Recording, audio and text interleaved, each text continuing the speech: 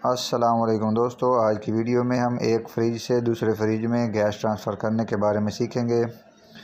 तो चलते हैं वीडियो की तरफ। तो ये देखें दोस्तों, ये फ्रिज हमारे सामने है। इसका कंप्रेसर जल चुका है। इसके अंदर ना इसको वाल लगा हुआ है, इसके अंदर गैस मौजूद है। तो हम इसकी गैस जो है वो ज़ाया नहीं करना चाह रहे। तो मैं चाहता हूँ इसकी गैस जो है मैं दूसरी किसी फ्रिज को ट्रांसफ़र कर दूँ।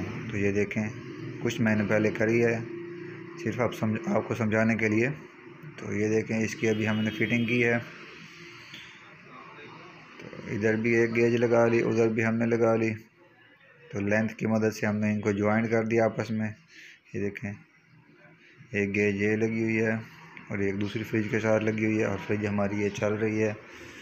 तो ये देखें, मैं इसकी गैस खोलता हूँ। ये आपके सामने है, उस फ्रिज से गैस जाना शुरू हो गई। जैसे अब मैं खोलता हूँ, गेज की सुई जो है वो ऊपर उठ जाती है मीटर की।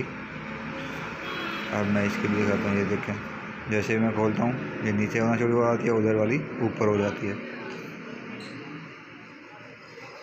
ये बहुत ही सिंपल है दोस्तों, आप कर सकते हैं, अपनी गैस बचा सकते हैं। जो फ्रिज का कंप्रेसर वगैरह ख़राब हो तो आप दूसरी में डाल सकते हैं।